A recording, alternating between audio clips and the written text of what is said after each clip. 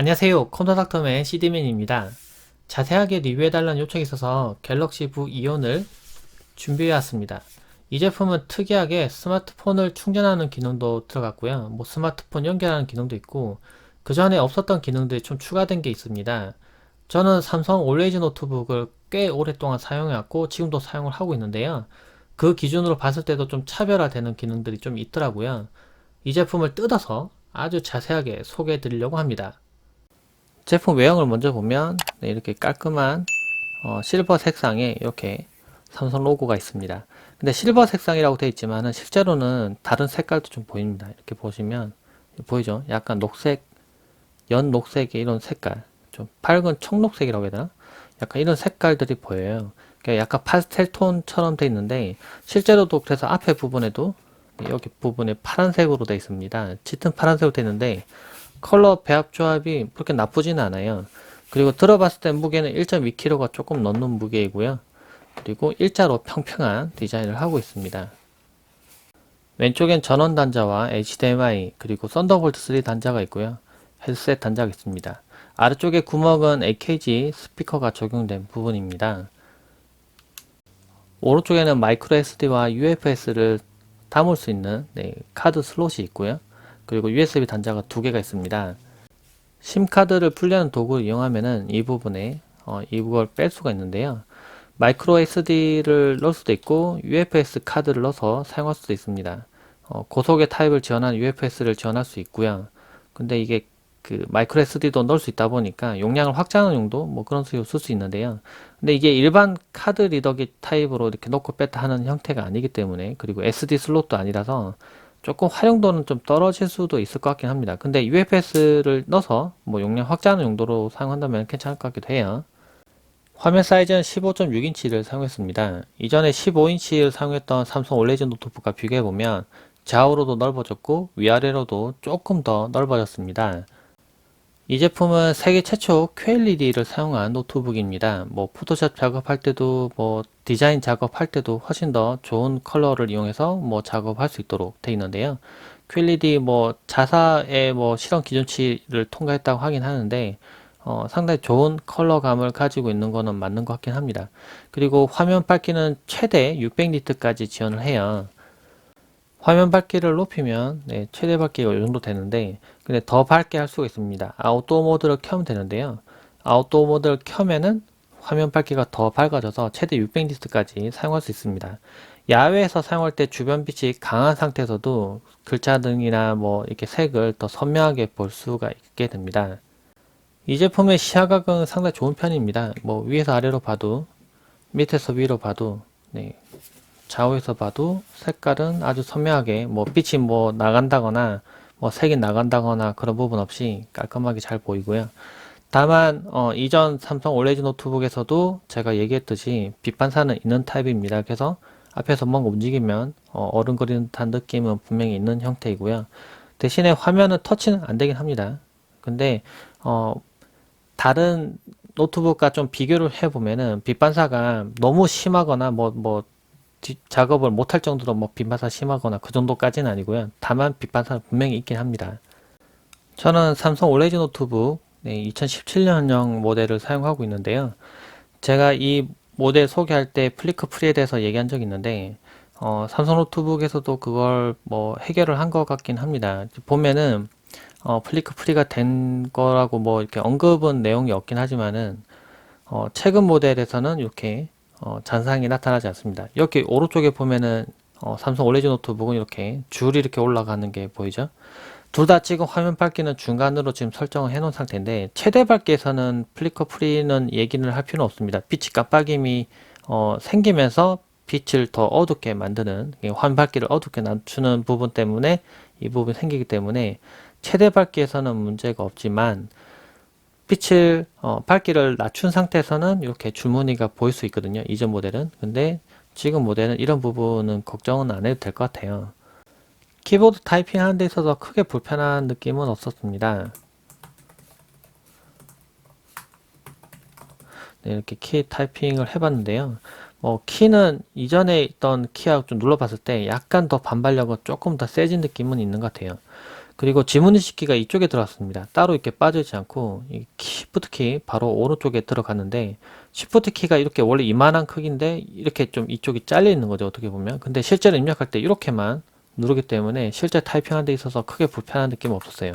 다만 키캡이 약간 처음에 좀 미끄럽다는 느낌이 조금 있는 것 같아요. 위에다가 이제 키캡을 덮어서 쓰게 될지도 모르겠고 그냥 쓰게 될지도 모르겠는데, 이게 사용하다 보면은 뭐 이게 익숙해질 것 같아요. 이렇게 약간 미끌리는 듯한 느낌은. 근데 키가 조금 좀 미끄러운 느낌은 좀 있는 것 같아요. 근데 타이핑을 좀 많이 해보고 좀 사용을 실제로 해봤는데 좀 적응하면은 그렇게 어려운 키보드는 아니었습니다. 그리고 숫자 키패드도 이쪽에 들어가 있고요. 키보드 백라이트도 적용되어 있기 때문에 어두운 곳에 사용할 때도 크게 불편 없이 사용할 수 있는 키보드입니다. 키보드 백라이트도 기존과 좀 색깔 다르게 한색으로 들어가 있어요. 그래서 좀 더 깔끔한 느낌은 있네요. 업무용 노트북으로 사용하다 보면 잠금을 했다가 잠금 해제했다가 자주 반복되게 되는데, 그때 지문인식기는 상당히 편리합니다. 이렇게 손가락만 올리면 잠금 해제되기 때문에 무척 편리하게 이용할 수가 있고요. 이 제품은 다만 좀 아쉬운 게 얼굴 인식을 통한 잠금 해제 기능은 사용할 수가 없었습니다. 카메라가 그걸 지원하지 않아서요. 근데 지문인식기에 있다는 거가 있기 때문에 이걸 뭐 많이 활용해 보면 좋을 것 같습니다. 근데 물론 이전 노트북에서 없던 기능이 새로 생긴 건 아니지만 뭐 여전히 지문인식기는 들어가 있고 편리하게 이용할 수가 있습니다. 노트북을 야외에서 사용하는 중에 스마트폰을 충전하고 싶을 때가 있습니다. 근데 케이블이 없을 때는 충전하기가 조금 애매하죠. 요즘 나온 스마트폰은 배터리 공유 이용해서 다른 장치를 충전할 수가 있는데요. 이 노트북도 이제 충전하는 기능이 추가가 됐습니다. 펑션키 누르고 여기 배터리 공유 버튼 누르면은 무선 배터리 공유가 켜지게 됩니다. 그럼 터치패드는 일시적으로 해제가 되게 되고요. 이게 쓸 수가 없습니다. 근데 스마트폰을 여기다가 올리면 무선 충전이 됩니다. 무선 충전은 고속 무선 충전 이런 건 안 되지만 무선 충전을 이용해서 스마트폰을 충전을 할 수가 있고요. 충전하는 중에 노트북을 사용하는 거는 문제 없지만 마우스는 따로 사용하셔야 될 것 같긴 합니다. 노트북 배터리가 30% 이하로 줄어들었을 때는 무선 충전 기능을 이용할 수는 없지만, 노트북 배터리가 워낙 고용량이기 때문에 스마트폰을 좀 충전하면서 사용하는 것은 크게 문제는 없습니다. 삼성 기어 S3를 사용하고 있는데요. 뭐 이런 워치 같은 제품들도 충전을 지원합니다. 지원하는 제품들은 목록에 몇 개 정해져 있는데 이렇게 정해진 충전 방식을 지원하는 경우에는 이제 올려서 충전할 수 있도록 돼 있더라고요. 그래서 뭐 다양한 스마트폰을 올려서 충전할 수가 있습니다. 무선 배터리 공유를 켜놨을 때 근데 한 가지 알아두셔야 될 점은, 터치패드를 이용할 수 없는 부분도 있지만 전자파가 꽤 높게 나온다는 부분입니다. 제가 가진 측정기로 이렇게 올려보면은 지금 허용 범위를 좀 넘어버렸습니다. 거리를 약간 떨어뜨려 보면은 뭐 147, 뭐 150 뭐 이렇게 숫자가 나오는데, 가까이 가져가면 이렇게 허용 범위를 넘었기 때문에 숫자가 어느 정도인지 모르겠지만은 제가 지금 측정할 수 있는 게 뭐 1999 밀리가우스까지 측정이 가능한데, 이걸 넘었다고 하면 상당히 많은 전자파가 나오고 있다는 것을 알 수가 있습니다. 근데 지금 무선 배터리 공유 기능이 꺼졌는데요. 제가 다시 켜놓을게요. 켜짐 하면은 이렇게 숫자가 높게 됩니다. 근데 이 기능을 계속 켜놓고 그냥 사용하는데 실제로 무선 충전 안 하면 자동으로 이 기능 꺼지기 때문에 이 전자파 수치는 걱정하지 않아도 되지만은, 만약에 계속 켜놓고 스마트폰을 충전한 상태로 계속 이외에서 억지로 사용하게 된다면 이 전자파에 노출은 되는 거는 분명히 있습니다. 거리가 멀어지면 숫자가 많이 떨어지고요. 다만 무선 배터리 공유 기능을 꺼버리면 수치는 일반적인 수치와 거의 같아집니다. 보통 대기 중에 수치가 0.3에서 뭐 0.2 이렇게 왔다 갔다 한다고 보시면 되는데요. 0.6, 0.4, 3 뭐 이렇게 왔다 갔다 하는 걸 보신다면은 뭐 전자파는 이 부분에서 기능을 꺼버린 상태에서는 거의 나오지 않고 켰을 때만 좀 높게 나온다는 거 좀 알아두시면 좋을 것 같아요. 노트북을 분해하는 방법을 소개하면은, 하판 부분에 4개의 고무 다리가 있습니다. 고무 다리를 일단 분리를 해서 뺍니다. 분리해서 빼면 안쪽에 볼트가 4개 있는데요. 4개를 일단 풉니다. 풀고 하판을 빼면 되는데, 근데 그냥 안 빠져요. 이게 조금 탄성이 없다 보니까 이쪽 틈에 넣어서 이렇게 빼려고 해도 잘 안 빠지고, 옆에 좀 휘어서 틈을 만들려고 해도 잘 안 빠지거든요. 그럴 때는 이렇게 조금 강한 뭐 양면 테이프나 또는 이렇게 요즘 뭐 손가락에 거는 이런 제품도 있죠. 이걸 이용해서 테이프를 이용해서 붙였다가 떼면서 틈을 만들면 됩니다. 근데 가운데는 하지 마시고요. 측면 부분에 잡고 이렇게 당겨 올리면은 이제 끝부분에 당겨 올라옵니다. 그렇게 하고 이렇게 빼면은 빠지는데요. 근데 이 부분이 좀 붙어 있을 거예요. 근데 제가 막상 이렇게 떼고 보니까 이 부분 쪽에 양면 테이프 같은 게 처리가 되어 있었습니다. 그래서 이 부분에 좀 붙어 있으니까 볼트가 고정된 게 아니기 때문에 손가락을 넣어서 이 부분에서 밑에서 위로 이렇게 들어 올리면은 합판이 분리가 됩니다. 내부를 보면 배터리는 69.7W가 사용된 게 보이고요. 대부분이 배터리 공간이죠. 그리고 기판은 두 개로 이렇게 나눠져 있고 이쪽 보면 CPU와 그래픽카드가 장착이 되어 있습니다. 히트 파이프는 이렇게 길게 들어가 있고 두 개의 블로펜이 적용되어 있어요. 그리고 블로펜 날개는 좀 이렇게 좀 길쭉하게 좀 휘어 있는 형태를 하고 있습니다. 그리고 스피커는 상당히 좋은 게 두 개가 이렇게 들어가 있고 AKG 튜닝된 스피커가 두 개 들어가 있고 M.2 슬롯은 두 개가 있습니다. 그래서 NVMe를 지원하는 저장 장치를 장착을 할 수가 있고요. 그리고 두 개의 그러니까 한 개에 장착되어 있고 한 개 여유 공간이 더 있기 때문에 저장소를 늘리는 게 좀 자유롭게 늘릴 수가 있습니다. 추가로 뭐 장착해서 마이그레이션 하는 것도 좀 더 여유로울 것 같고요. 별도의 USB 젠더 이용해서 할 필요 없이 슬롯이 한 개 더 있기 때문에 할 수 있을 것 같습니다. 그 여기 보면 금속으로 막혀 있는 공간이 있는데요. 여기 볼트를 두 개를 빼면 이 커버를 뺄 수가 있는데요. 여기 보면 DDR4 only라고 되어 있는데 DDR4 메모리를 장착할 수 있는 메모리 뱅크가 한 개 더 있습니다. 이 제품은 16GB 메모리가 온보드 되어 있습니다. 근데 싱글 채널로 구성이 되어 있고요. 그러니까 여기 메모리 한 개 더 장착해서 듀얼 채널로 구성을 할 수가 있습니다. 근데 굳이 업그레이드 할 필요가 없는 게 메모리가 16GB나 장착이 되어 있기 때문에 그냥 쓰셔도 크게 문제가 없습니다.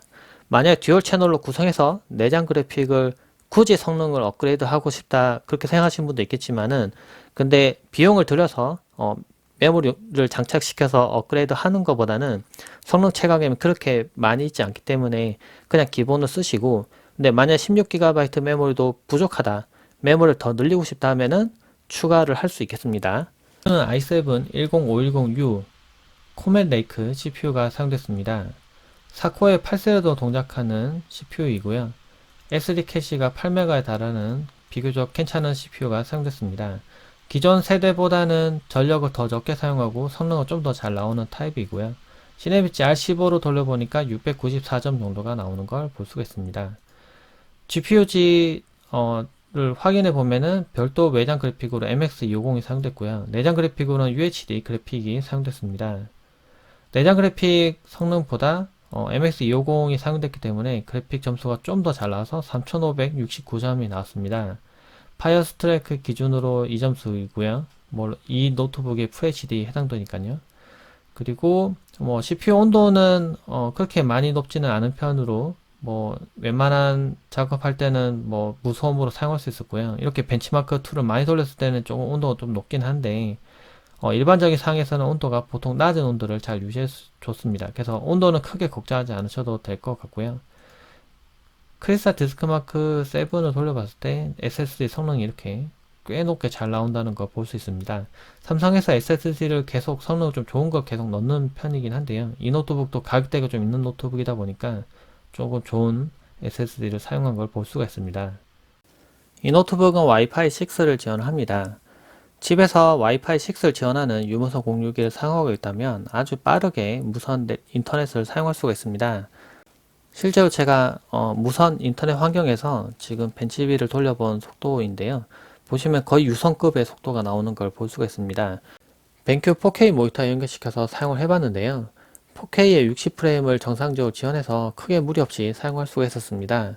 근데 이렇게 사용할 때 한 가지 제한 사항이 있는데 모니터가 USB-C를 지원하면은 USB-C 케이블을 이용해서 연결시키면 사용할 수가 있고요. 또는 4K 60프레임을 사용을 해야 된다면 USB-C를 HDMI 2.0으로 변환해주는 젠더를 이용해서 연결하셔야 됩니다. 측면에 있는 HDMI 케이블 같은 경우에는 직접 연결했을 때 4K에서는 30프레임까지만 지원을 합니다. 영상을 보거나 문서를 보는 데는 크게 문제 없지만 이렇게 화면을 올리고 내리고 할 때 부드럽게 올라가고 내려가지는 않습니다. 30프레임이니까 좀 끊기겠죠.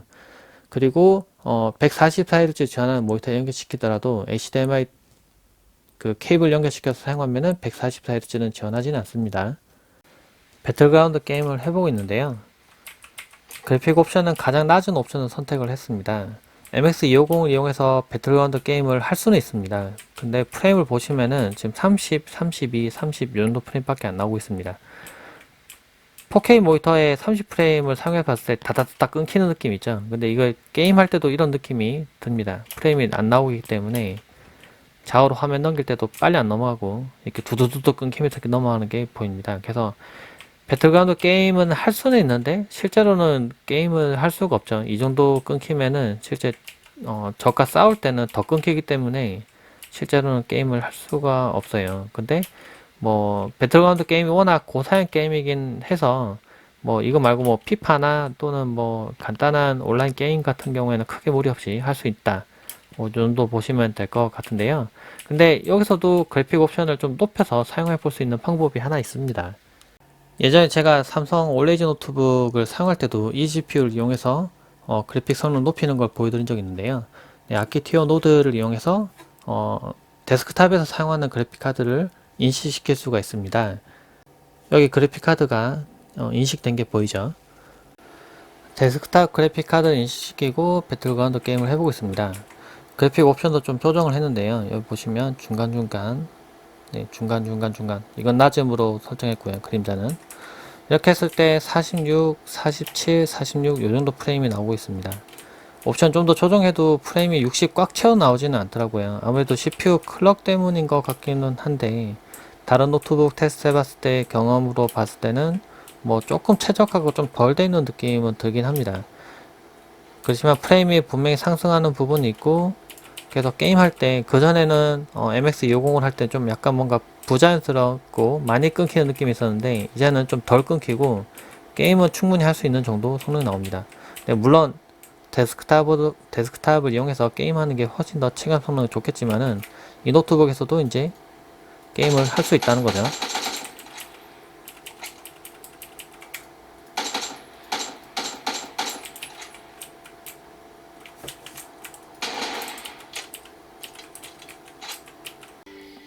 영상을 볼 때 화면도 중요하지만 사운드도 상당히 중요합니다. 이 제품은 AKG 사운드가 적용되어 있는데요. 소리가 상당히 좋네요. 측면 부분에 피노를 뚫어서 사운드가 이렇게 옆으로 나오게 되어 있는데 사운드가 이쪽에서 딱 나온다는 느낌이 좀 덜하게 사운드가 이렇게 전체적으로 이렇게 퍼진 느낌이 듭니다. 이렇게 들어서 사운드를 듣는 것보다는 평평한 바닥에 놓는 게 사운드가 더 좋은 것 같은 느낌이 들어요. 전체적으로 이렇게 쫙 퍼지는 사운드가 상당히 공간감이 상당히 좋습니다. 그래서 멀티미디어 작업을 많이 하시는 분들이나 영상 감상을 많이 하시는 분들에게 꽤 좋을 것 같아요. 영상 편집 작업용으로 이 노트북을 사용하시는 분도 있을 텐데요. 네, 제가 영상 편집을 하기 위해서 파워 디렉터를 설치해 놓고 작업을 해봤는데 지금 영상을 지금 미리 불러오는 부분 지금 아직 안 불러지는 부분도 좀 보이죠. 근데 올려놓고 재생해 보면은 재생도 잘 되고 미리 보기도 잘 됩니다. 네, 이렇게 효과 같은 거 적용하는 것도 크게 문제는 없고요.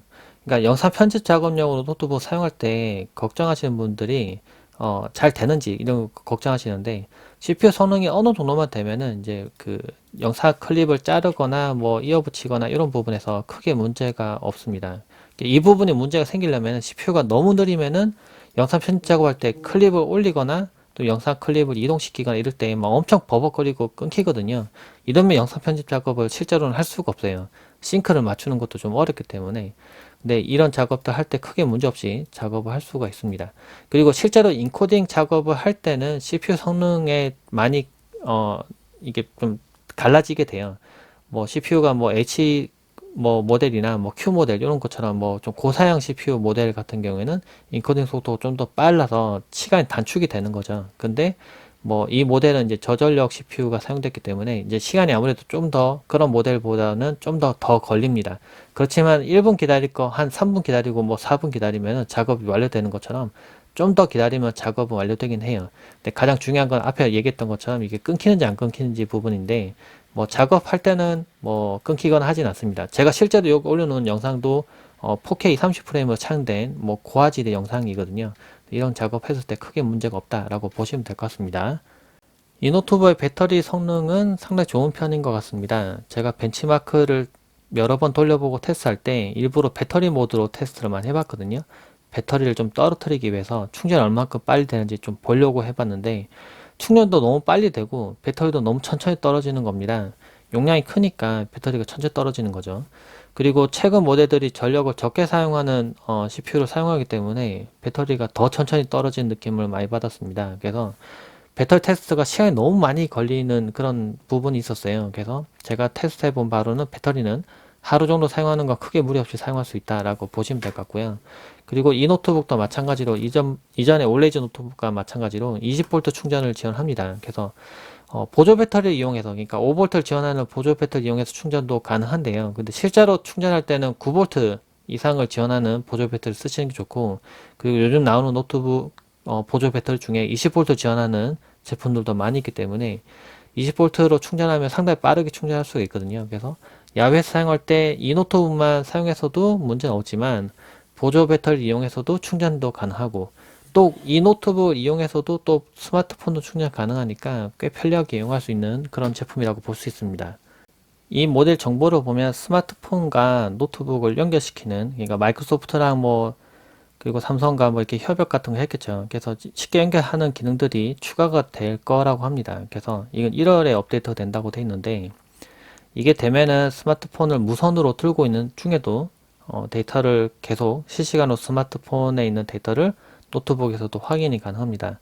요즘 업무 같은 거 사용할 때 스마트폰도 봐야 되고 노트북도 봐야 되고 이런 시대가 됐습니다. 그래서 이런 기능성들, 이게 쉽게 연결할 수 있는 이런 부분들을 좀 강화시켰던 부분이 있는데, 이런 거를 좀 사용할 수 있도록 돼 있어서 좀 더 편리하게 이용할 수 있을 것 같아요. 퀵 서치라는 소프트웨어가 설치가 되어 있습니다. 그리고 단축키로도 부를 수 있는데요. 펑션키 누르고 F12키를 누르면은 퀵 서치가 뜨게 됩니다. 꼭 맥북에 있는 그 빨리 찾는 그런 기능들, 예, 그거를 이용할 수 있도록 돼 있어요. 그리고 실제로 업무, 저도 예전에 그 회사 생활 할 때 보면은 이제 문서들, 그러니까 작업했던 것들이 워낙 그 하드디스크에 막 콕콕이 박혀 있잖아요. 그래서 그걸 찾을 때 그런 거가 좀 쉽게 찾기 위해서 별도 소프트웨어를 설치해 놓고 찾아서 쓰고 이런 걸 많이 했었는데요. 이메일 첨부할 때도 사용해야 되고 하기 때문에. 근데 이제 퀵서치가 이렇게 있기 때문에 간단하게 자신이 찾아야 될 파일들을 검색해 보면 바로 찾아서 열어볼 수 있거든요. 쉽게 첨부할 수 있고 하기 때문에 아무래도 좀 많이 사용이 될 것 같아요. 그러니까 아무래도 또 펑션 키로 이렇게 F12키로 부를 수 있도록 되어 있으니까 더 편리할 것 같긴 합니다. 펑션 키 누르고 F1키를 누르면은 삼성 세팅을 볼 수가 있는데요. 여기 보면 자동 부팅과 저소음 모드, 그 USB 충전을 끄고 켜는 부분들, 그리고 색을 설정하는 부분들과 여러 가지 것들이 한 곳에 모여 있습니다. 이렇게 많은 설정들을 한 곳에 모아놓고 사용할 수 있도록 이렇게 잘 관리되는 소프트웨어를 제공하는 게 대기업 노트북의 특징이기도 하고요. 그리고 다른 노트북 사들 것도 많이 써봤지만은 삼성은 상당히 잘 돼 있는 편입니다. 그리고 배터리 라이프를, 그러니까 배터리 수명을 좀 늘리는 기술들도 적용돼 있고요. 이게 별도로 소프트웨어를 설치할 필요 없이 기본으로 이게 돼 있다는 점은 괜찮은 것 같아요.